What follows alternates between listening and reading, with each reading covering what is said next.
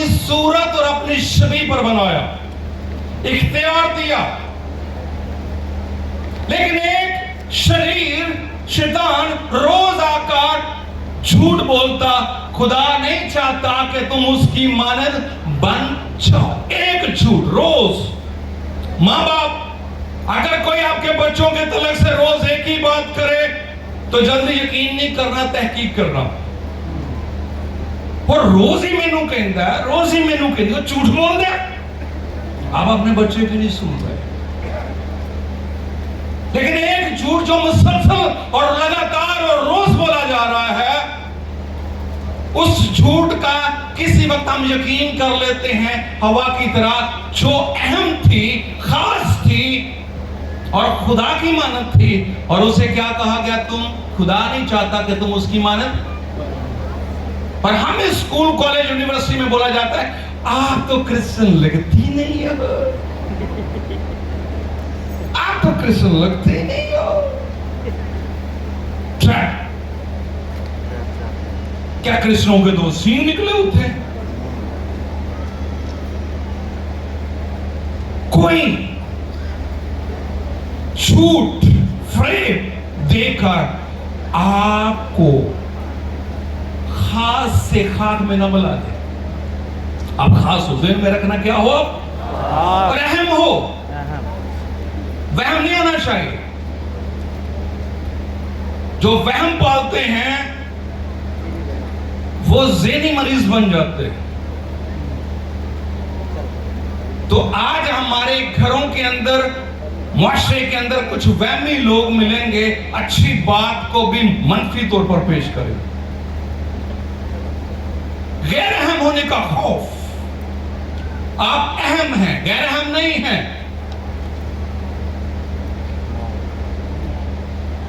पीछे आगे चले। मौत का खौफ। कौन सा खौफ? मौत का खौफ हमें डराता। पूरी दुनिया का सर्वे करें तो सबसे ज्यादा जो कौम मौत से डरती है वो अरबी कौम। अरब के लोग मौत से सबसे ज्यादा डरते हैं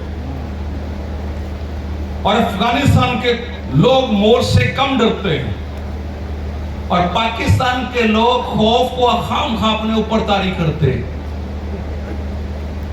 अरबी लोग जब मौत से डरते हैं तो वो सखावत करते हैं, वो ज़कात देते हैं, गरीबों को खाना खिलाते हैं, हमारी उम्र बढ़ जाए और हम बीमारी से, लाचारी से, परेशानी से बच जाए।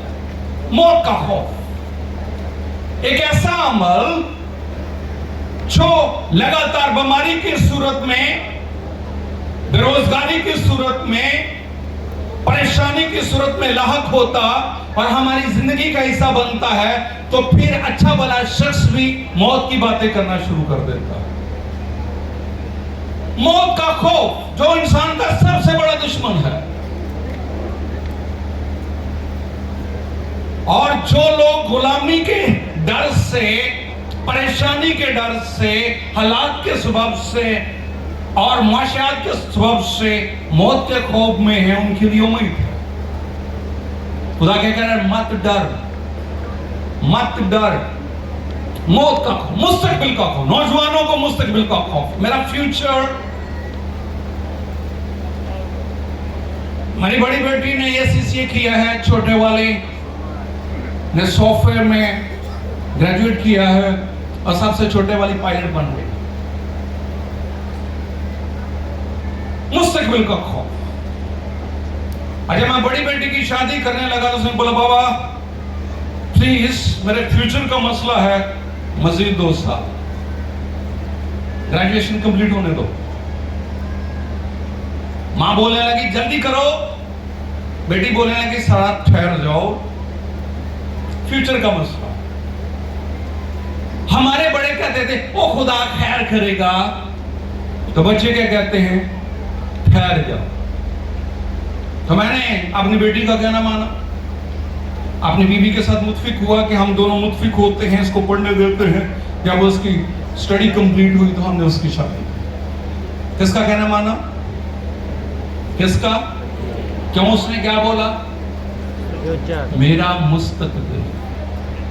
आज हम अपने बच्चों की पढ़ाई अधूरी, काम अधूरा, कारोबार अधूरा छोड़कर ये बिगड़ जाएगा, ये बिगड़ गई है, ये ऐसा हो जाएगा, ये ऐसी हो गई है। हम एक आसान हाल ढूंढते हैं, इसकी शादी कर दो, मुस्तकबिल का खौफ। और मुस्तकबिल का खौफ हमें बेचैन किए रहता। आगे क्या होगा, कल को क्या होगा, परसों को क्या होगा, वही होगा जो खुदा की मर्जी हो। हम खुदा के लोग होते हुए खुदा का खौफ क्यों नहीं मानते? इंसान का खौफ, इंसान का डर फंदा है जिसको हम गले में डालते हैं।